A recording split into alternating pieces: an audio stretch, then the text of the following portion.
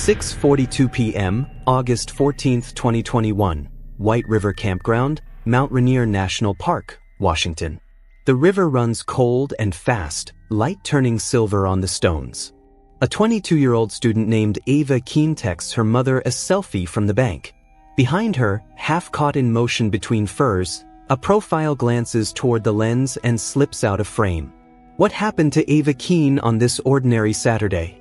3 years later, in October 2024, one overlooked detail will pry this case back open. Someone else saw the camera coming and didn't turn away. Mara Keene does not hear the first buzz. She is drowning in cells and sums at her Tacoma condo, chasing a stubborn variance that will not yield. Ethan Ward sets a mug beside her, quiet as tidewater, and asks her to breathe. The second buzz lands like a knock on bone. Ava's face fills the screen, wind-tangled hair, bright eyes, the blurred river. Mara expands the photo until pixels fray, but one outline holds. A jaw she remembers, the tilt of a left ear notched by an old scar. Her chest tightens. The past, which she keeps layered and sealed, presses upward like a trapped current. She calls Ava. Voicemail. She calls June and Charles Ward, campers who keep lists, coils of line, and never miss a call. Nothing. She studies the frame again. The figure is half-turned, not surprised, almost curious. It is a look she has cataloged before. A man registering a lens, measuring her reaction without blinking. "We go now," she says, standing so fast the chair complains. Ethan already has the keys. They do not speak the name, but it moves with them, a shadow in the hallway light, Rowan Pierce. The drive east climbs into mist. By 8:11 p.m. they curve under evergreens slick with spray, headlights striking the ranger kiosk and the flat sheen of rain. The campground is orderly, not frantic. Flashlights slice the dark in arcs. Voices stay low, deliberate. Mara keeps her breathing measured and her sentences plain. She shows a ranger the selfie, the embedded time, the memory of a scar above a stubbled ear. The trooper's eyes change at the surname Pierce. He doesn't say probation. He doesn't need to. Silence can announce a fact more loudly than speech. Procedure helps. She sets her mind into lanes. At 6:40, a text from June about dinner on the portable stove. At 6:42, the selfie.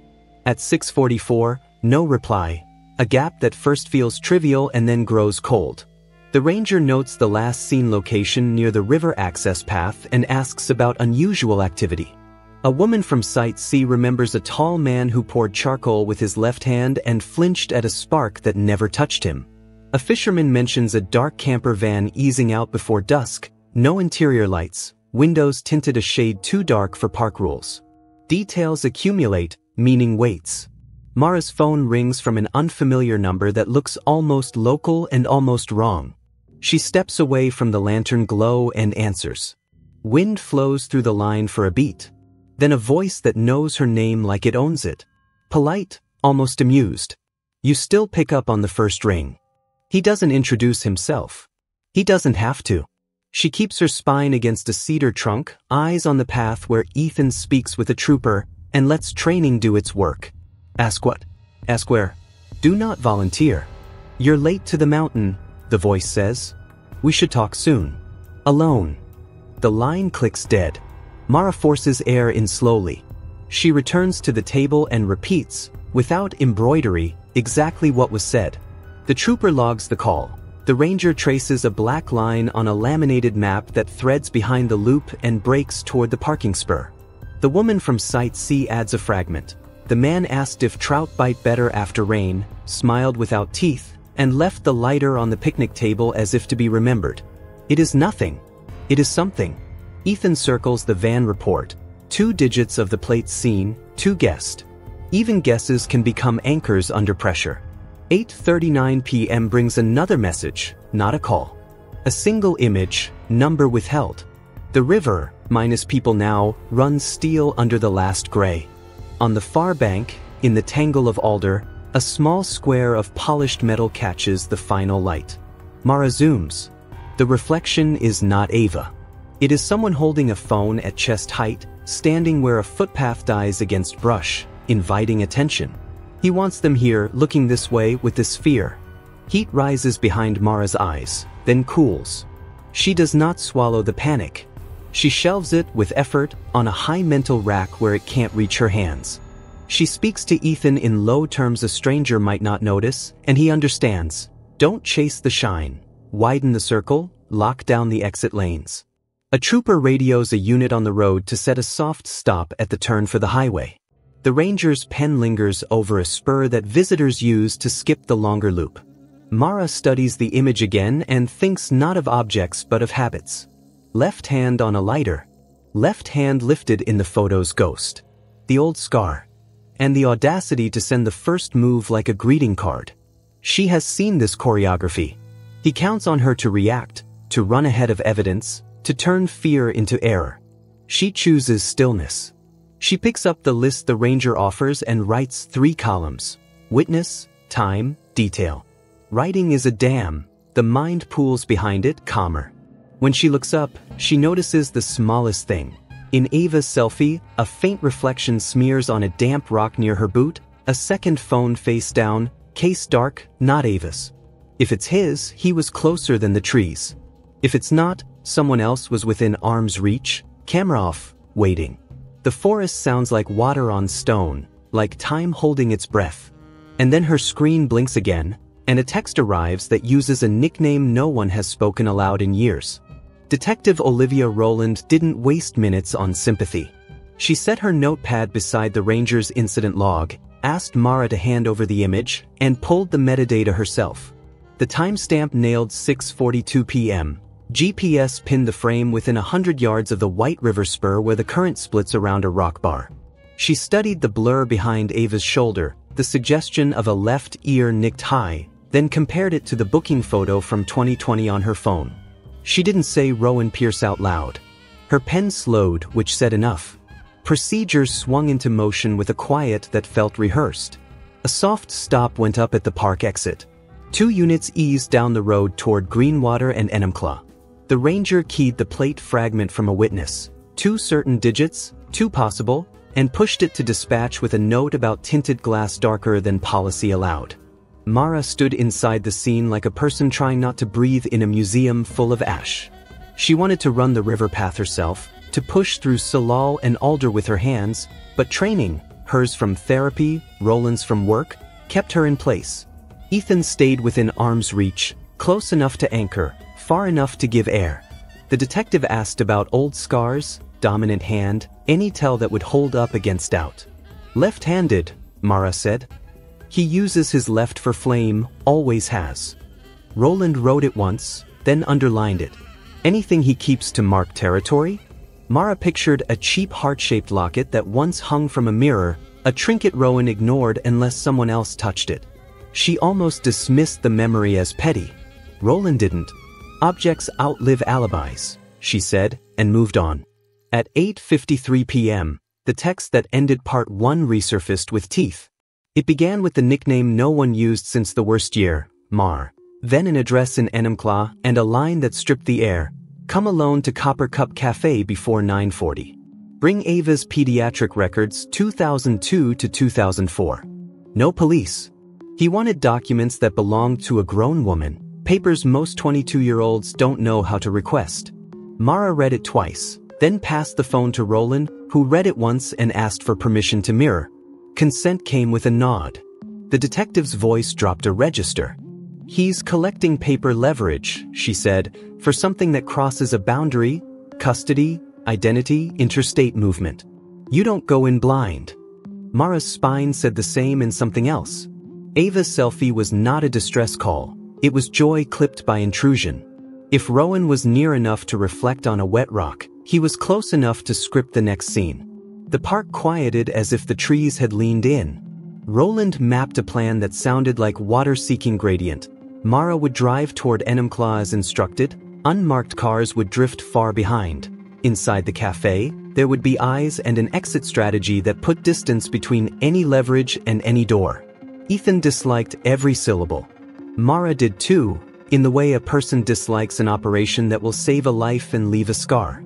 She signed the consent for a one-party record of any call from the number and let the detective read through a thumbnail of her past financial mistakes from the year before she got clean, because Rowan would weaponize them if she didn't. The drive down the mountain felt like descending through layers of old air. Mara watched the white line and let the metronome of reflectors keep her pace even. Ethan drove. Rolland followed in a separate car with her radio low.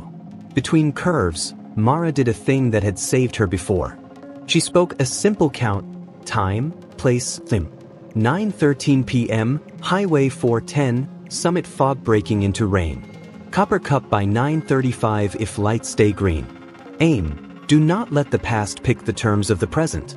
She thought of Ava at 19 refusing to let anyone shorten her name, of how Rowan once tried to buy affection with a shining gift and learned that attention isn't the same as love. She folded that lesson into a small, dense weight and put it in her pocket where panic couldn't reach.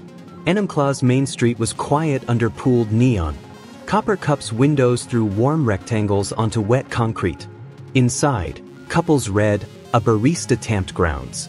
A party room door at the back stood half-closed, streamers from an afternoon birthday still taped on the frame.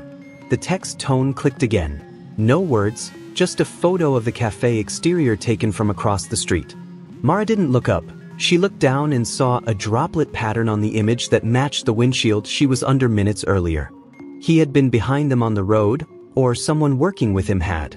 Her skin cooled. Roland's unmarked car slid past, normal as Tuesday. Ethan touched her elbow. "We don't have to," he said. They did. They didn't have to be foolish about it. Mara entered at 9:34, ordered water, and asked if the back room was free. The barista said it would be in 10 minutes.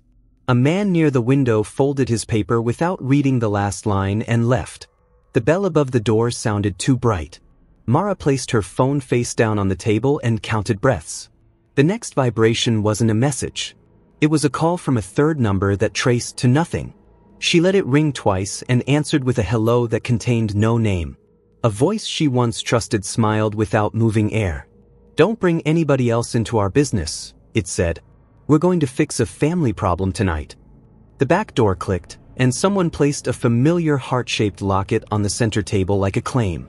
Sable Pierce didn't sit. She set the locket down like a stamp and held the door with her foot, as if the room were a dock and she the one keeping ropes tight. The heart caught the cafe's downlight and turned it into a dull coin. Mara kept her hands on the table and her voice steady. "We're not doing this here," she said. Rowan Pierce walked in last, trim, clean, an expensive jacket that didn't fit his history. He glanced at Sable's foot, and only then did the door close. Silence folded in. In the mirror behind the espresso machine, Mara could see the barista hesitate, then resume tamping as if the ritual might turn the world normal again. Rowan didn't look at the locket. He watched Mara the way some people watch a fuse. "You got my message," he said, light as weather. "You brought what I asked for?" She slid an empty manila envelope an inch. He clocked the movement, not the contents. Control lived in noticing what other people missed, and he trusted that more than muscle. "We're not bartering over paper," Mara said. "You tell me why you're reaching for pediatric files now, and why you were at White River at 6:42. He smiled in a way that suggested he could wait all night. "We're going to correct the record," he said. "And you're going to help." Sable moved to the far chair, half facing the exit so she could see the hallway and the street through a line nobody else noticed. She wore sunglasses inside like a bad joke and pushed them up into her hair without revealing her eyes. The gesture was precise, like someone trained to draw a line and keep it clean. Mara saw the outline of a key fob pressed into the pocket seam and a smear of ash on her left thumb. Lighter hand. Same family habit. Sable studied the room the way a person checks for mirrors, because mirrors tell on you when you forget them. Mara didn't fill the quiet. Ethan sat at a public table near the door pretending to scroll, his reflection a small sentinel in the glass. Detective Rolland drifted past the window as any passerby might, stopping once to adjust a sleeve. The plan was simple: stall, collect, leave with more than you walked in with. Rowan misread the stillness as compliance. He placed a file of his own on the table, corners squared. Inside were printouts of old messages, screenshots of bank statements from the year Mara almost lost the thread, and a single photograph. A cropped shot of a rock at the river with a faint reflection that did not belong to Ava. He slid a finger along the edges as if sharpening them. "Memory can be curated," he said. "So can proof." "You want me frightened," Mara said. "I'm not." Her heartbeat disagreed, a rudder kicking in chop, but her voice held. "What's the end state?" Rowan leaned in, elbows never touching the table, careful not to leave skin where it could be lifted. "Ava gets the truth without your edits," he said. "You sign a statement that you obstructed contact. You hand over the records to fix a clerical error that keeps certain filings from moving." Sable's mouth tightened on the word filings, as if it tasted like metal. Mara followed the flavor. This wasn't about a hug in public or a speech on forgiveness. This smelled like paperwork threaded through a court that didn't care about feelings, only dates and signatures. He needed a document to unlock a door he couldn't reach alone. A server brought water. Sable didn't thank her. The glass left a ring on the table. Rowan rotated the file so the ring wouldn't touch it. Mara looked at the locket. It was the cheap tin kind from a boardwalk but polished, loved by someone who should have known better. She pressed the hinge and let it open half an inch. The photo inside was small and off-center, two faces touching in a way that wasn't family in any ordinary sense. She didn't flinch. She let the lid close with a clean click that sounded like a tiny gavel. "You brought the wrong artifact," she said. "Objects outlive alibis." Rowan's smile thinned. Sable tapped her nail once on the table and stopped. Mara turned the manila envelope so the clasp faced Rowan but kept her hand on it. "You'll get what you need if Ava is safe and out of this," she said. "And if you answer one question on the record." She set her phone, already on one-party record with Roland's consent, square behind the glass. "Were you at White River tonight?" He tipped his head, amused by the obviousness. "Of course," he said as if it were nothing. Sable's hand twitched. He had just put himself in a place and a time. He had just made the circle small. The cafe doorbell rang, bright again. A man from a corner table set down a folded newspaper he had never opened and left $2 for a coffee he hadn't touched. The barista looked relieved and then confused. Mara saw the edge of a shape reflected in the espresso mirror that didn't match any customer, a shoulder lingering by the back hallway, a second silhouette behind that shoulder, both poised with the patience of people who would rather not be seen entering on camera. She felt a seam in the air change. Ethan's posture shifted by a degree. Roland's reflection vanished from the window glass and reappeared in the brass napkin holder near the register, smaller but closer. Rowan opened the file again, rescued a single sheet, and slid it across. It wasn't a court form. It was a draft petition, typed and tidy, that sought a retroactive correction to a birth record on grounds of fraud and duress. The line where a name should go was blank, waiting for ink. Sable set a pen next to it and kept her hand on the pen, left-handed, thumb ash-smudged. Mara stared at the empty line and understood the trap. It wasn't about love or apology. It was about a signature that would make a lie into law.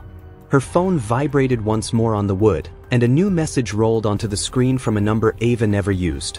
"I'm outside, don't let them see me yet." The text sat on Mara's screen like a held breath. "I'm outside, don't let them see me yet." The number wasn't Ava's.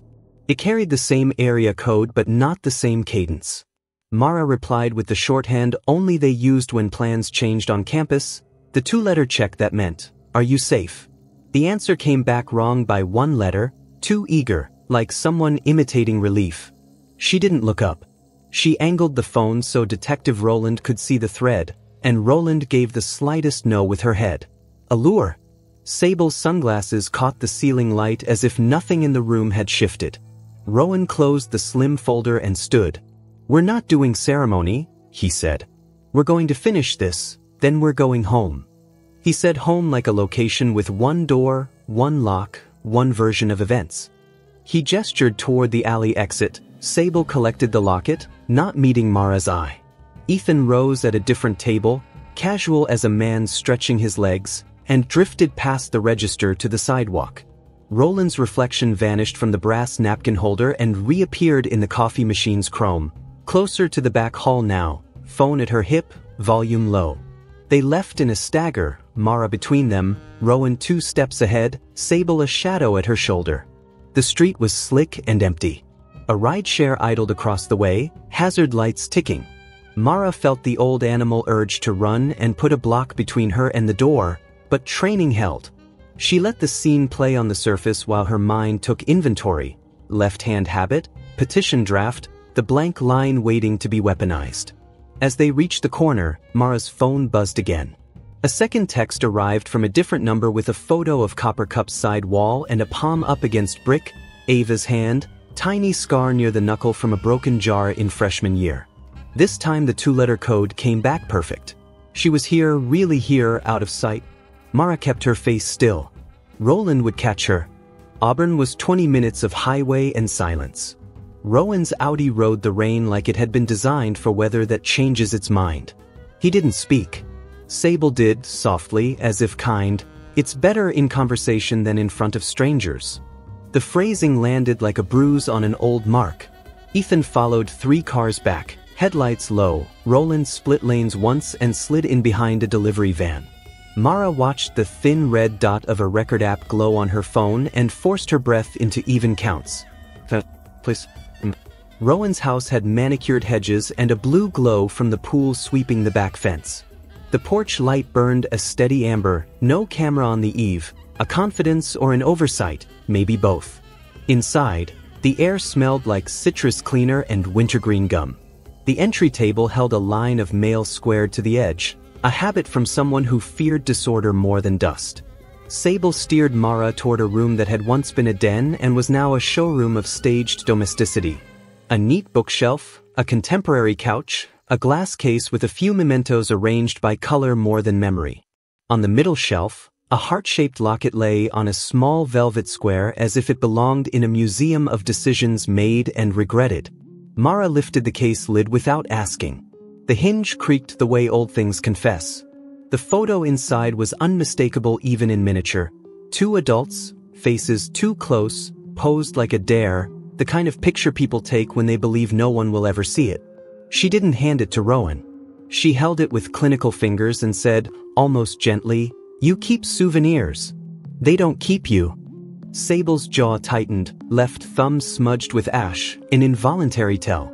Rowan shrugged like an actor bored with his own lines. That's not tonight's topic.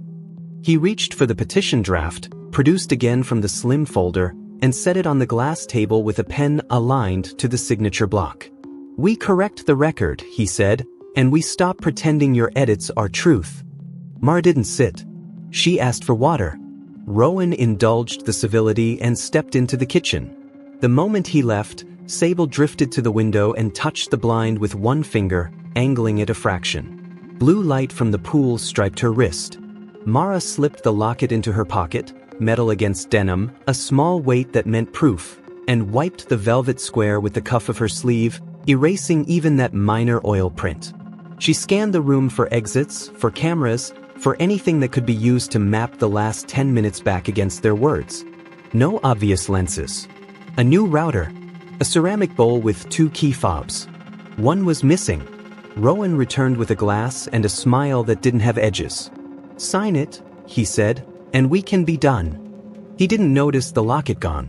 He did notice Mara's phone angled slightly, face down, recording between the coaster and the table's wood. He reached for it with the clean efficiency of a man who never quite learned not to take. Ethan stepped through the doorway right then, polite as a neighbor checking directions. Rowan's hand paused. Mara said, "No," and the word landed like a heavier object than speech. Sable turned from the window, seeing the move a beat late, and took 2 steps that put her between Mara and the hall. A text flashed on Mara's screen. With Rolland in the car, "Do not leave with them." She kept her face still, slipped the phone beneath her palm, and let the room settle around the message. From the open back door came a faint, steady splash, too regular for rain, too patient for wind, as if a small motor were turning somewhere it shouldn't, out of sight and intent on its task. Something in the water was already working against them. The sound from the patio wasn't a pump's comfortable hum. It pulsed, short and insistent, as if something mechanical were straining against a tether. Rowan heard it and pretended not to, angling his body to block the view through the open back door. Mara stepped sideways as if to take the water he'd set down, and the room's sight lines shifted by inches. The blue of the pool threw slow light across the glass table. In the waver, she could see a thin cord knifing the surface toward the deep end, tugging at a small dark object that didn't belong to any filter she knew. Sable registered the same line and reached for the blind again, adjusting it a fraction as if control of light might equal control of events. "We'll sign and be done," Rowan said. He placed the pen parallel to the petition and tapped twice, an old habit he'd never broken, a prelude to forcing a conclusion. Mara let the pen sit there, sir. She kept her voice precise, the way truth sounds when you sand the drama off of it. "You were at White River at 6:42, she said. "You texted from a number masked as local. You asked for records that no adult needs to correct without a hearing. Now you want a signature that changes history retroactively. It isn't about family. It's about paperwork opening a door." His smile answered nothing and everything. "You always did hate forms." The pulsing quickened outside. Sable moved first, as Mara expected she would, slipping toward the deck with her left hand in her pocket and her right brushing the door as if to keep it quiet. Mara followed, not touching, not crowding, as if her presence were coincidence. Ethan stayed at the threshold between rooms, a human brace. The deck planks were slick. The pool glowed like a screen. At the far corner, just below the lip of the coping, a blue mesh bag, one used for swim gear and toys, jerked in small, controlled bursts. A motorized cleaner had caught the cord and was dragging the bag toward the main drain with mindless determination. Sable crouched as if to rescue it, but her eyes were not on the bag, they were on the knot. She pulled at the tie with the same carefulness she'd used on the locket hinge. The mesh darkened where water filled its belly. The shape inside held flat edges. "Leave it," Rowan said too quickly. The words snapped, and silence in its wake said more than the syllable. Ethan took one step forward and stopped, palms visible, posture neutral. Mara spoke to the air like someone narrating for a future jury. An attempt to destroy stored items. Sable's jaw flickered. She tugged harder. The knot released with a small gasp of water, and the cleaner seized the bag whole, dragging it down the incline. The cord snapped taut against a rail and held, a tether saving evidence by accident. The bag bobbed, half submerged, heavy with pages in plastic sleeves. Sable reached for the pole hook. Rowan reached for Mara's phone. "Don't," she said, the syllable set like a chalk under a wheel. He froze enough for choice to enter. In the reflection on the sliding door, Mara watched the gate to the side yard ease open a thumb's width and stop. A shadow held there, low and still. Her phone buzzed in a shallow tremor, with Rolland at side gate, "Hold them in view." She did not look down. She said the quiet thing out loud. "I stole money 4 years ago because I was drowning and because I let fear be a compass. I'm not hiding that anymore. If you think that makes me your instrument, you misread the math." Rowan's eyes recalculated. Confession, on her terms, shrank one lever in his hand. Sable managed to snag the bag strap with the hook and drag it to the steps. Water sheeted off the mesh, leaving a slumped rectangle that exhaled chlorine and printer ink. Inside were 2 cheap phones, 3 SIM cards in a pill bottle, a notarized draft mirroring the petition on the table, and a sheet of names and dates that paired city offices with case numbers. No gore, no threat of it, just the architecture of a plan meant to erase and replace.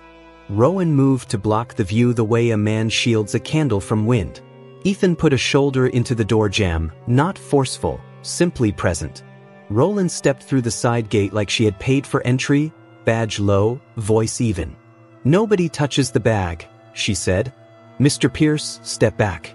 Ms. Pierce, hands out where I can see them." Rowan held his smile like a weapon he'd polished. "You don't have a warrant." Rolland didn't blink. "I have exigency," she said. "I have a recorded admission, an in-progress destruction of evidence, and a witness who invited me onto the premises out of fear for her safety." Her eyes flicked once to Mara, a question and an answer. Mara nodded once. It was not relief. It was alignment. Sable's left thumb left a print of ash on the pole. She set it down like it was suddenly heavy. "This is ridiculous," she said, but her voice had lost its sharpness and found air. Rowan tried a different lever. Appeal, nostalgia, the con that dresses as reconciliation. He spoke Mara's name the way people speak to a locked door, soft and coaxing. She matched him with something harder. She took the locket from her pocket and placed it, dry and undeniable, on the deck rail under the pool light. "Objects outlive alibis," she said, not unkind. Sable's breath hitched, an involuntary admission. Rolland's camera clicked once. The pool cleaner bumped the tile and reversed course, a small machine doing what it was made to do, blind to the human choreography on the deck. "What happens next?" Rowan asked. "Is up to all of us." Rolland set a boundary with tape and tone. "What happens next is up to the record." The mesh bag shivered in a small wave. A second buzz hit Mara's phone with the insistence of a flare. Ethan saw it too late. The message preview showed a photo from minutes earlier at the cafe, shot from the back hallway, someone standing behind the door with their hand on the hinge, not Rowan, not Sable. The plan had a third author, and they were already inside the house. The back door sighed a second time, not from wind but from someone choosing to breathe where none of them were looking. Detective Rolland registered it first. You could hear it in how the edges of her voice sharpened without rising. She pivoted away from the deck and into the hallway, one hand up, the other on the radio she hadn't needed all night until now. Mara felt the old surge of adrenaline argue with newer training and did the opposite of what fear wanted. She planted her feet, let the moment split into lanes in her mind, and followed the one that kept people visible. Ethan stayed in the doorway like a hinge made of patience. Rowan moved to shadow Sable, calculating windows, measuring distances, cataloging what he could still control. Tone, posture, the pen aligned to the line that remained blank. Movement in the foyer broke the stalemate. A man stepped out of a side alcove that had read as part of the wall until he changed it by existing. He was the one who had left the cafe without touching his cup. No newspaper now, no disguise, just the quiet confidence of a person paid to be the second silhouette in mirrors. He held a leather folio and a calm smile that didn't need teeth. "We'll finish at the office," he told Rowan, like postponing a meeting, like resetting a chess clock. Sable's relief was swift and visible. Rowan's eyes admired the solution he had hired. Rolland spoke the man's name as if she had expected it all along. "Mr. Halprin," she said, almost cordial. "County clerk's contractor by day, petition midwife by night." He had the nerve to tip his head. "Administrative consultant," he corrected, as if terminology would excuse architecture. Rolland nodded once, as if granting him the dignity of his euphemism. "You drafted the retroactive correction, shepherded temporary numbers through the system, and queued an off-hours slot with a notary who never asks for ID when a form is stamped supplemental." Halprin's smile didn't move. "Nothing illegal about helping families fix paperwork," he said. The mesh bag on the pool step dripped steadily. The pill bottle of SIM cards tapped once against plastic, then stilled. "And dragging a bag of phones toward a drain?" Rolland asked. "Clumsy housekeeping." Rowan tried the charm he saved for rooms where charm worked. "Olivia," he said, using the detective's first name like they were colleagues. "You can overcomplicate a family argument until it wears a badge, or you can take yes for an answer. We will leave, we will calm down, and nothing here will feel so dramatic in the morning." He turned the promise into an exit. Halprin shifted, calculating the door's swing, the weight of duty against the weight of a night gone awry. Sable's left thumb twitched, ash-smudged, a tell that now screamed. Mara reached into her pocket and set the locket on the credenza under the hallway light. It looked smaller than it had on the deck, and somehow heavier. "Objects outlive alibis," she said again, not to wound but to anchor the truth where it couldn't float away. Rolland stepped once, twice, the distance of an argument, and it was over. Her tone didn't rise. "Rowan Pierce, you're detained on suspicion of conspiracy to commit fraud, evidence tampering, and intimidation." Sable Pierce stepped forward. "Say, Mr. Halprin, hands visible, don't test administrative privilege tonight." The house changed shape around the words as if the drywall had waited to exhale. Rowan looked to the pen as if it might still save him. Sable looked to the window and the slick deck beyond. Halprin lowered the folio, already recalculating his version of after. Ethan didn't move, and that was the point. Mara glanced at the petition and felt something inside her stop reaching backward. In the hours that followed, the practical replaced the dramatic. Photographs. Evidence bags annotated in neat block print. The mesh bag opened on the dining table under a fluorescent hum that turned every item into a line on a ledger. 2 prepaid phones, the pill bottle of Sims, the notarized draft stamped but unsigned, a schedule that paired offices with names who owed favors or expected them. No blood. No broken glass. This was a crime made of clean edges and quiet pressure, the sort that hides under the word family until someone names it. Mara's statement took time because truth deserves it. She told Rolland about the year she broke trust and money followed fear. She did not decorate it with excuses. She asked a single question when she finished. If there is punishment coming, can Ava hear from you, not just me, that honesty weighs in her favor when courts do their math? Rolland said yes without drama. Promise and process don't compete, she said. They share a border. By sunrise, Ava had slept 2 hours on Ethan's shoulder in the back of Roland's car and woke with a start, then steadied when she saw her mother's face. Mara didn't pretend she had not lied by omission years earlier. She told Ava what mattered and what would change. The sky above Auburn lightened in layers. A pool cleaner knocked the tile twice and pushed itself away, working cycles it didn't understand. Rowan and Sable went someplace without windows as Halprin's neat title turned to ash in a booking log. The locket sat inside an evidence envelope with a tag number and a chain of custody that would outlast anyone's story about what it meant. It was an artifact now. It was also a map. Months out, because justice measures in months, not hours, the petitions died in a clerk's queue. The SIM cards tied the phones to cameras near White River and Copper Cup, and a person in a separate case recognized Halprin's signature and agreed to talk. Consequences arrived like mail delivered under a new carrier, slower than panic wants, steadier than hope expects. Mara pled to the financial crime from 2019 and took the terms the court set, not easy, not catastrophic. She kept her recovery appointments like they were oxygen. Ava stayed by her own choice, where boundaries were clear and love didn't need documents to exist. Ethan planted a fir along the back fence and refused to call it symbolic. He called it shade. One detail you might have missed the first time through lodged in the record like a seed.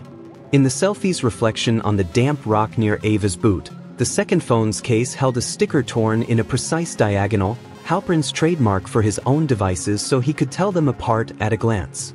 He had been closer than anyone guessed. He wasn't careful enough to account for water. Or for a woman who had learned to turn fear into witness and witness into fact.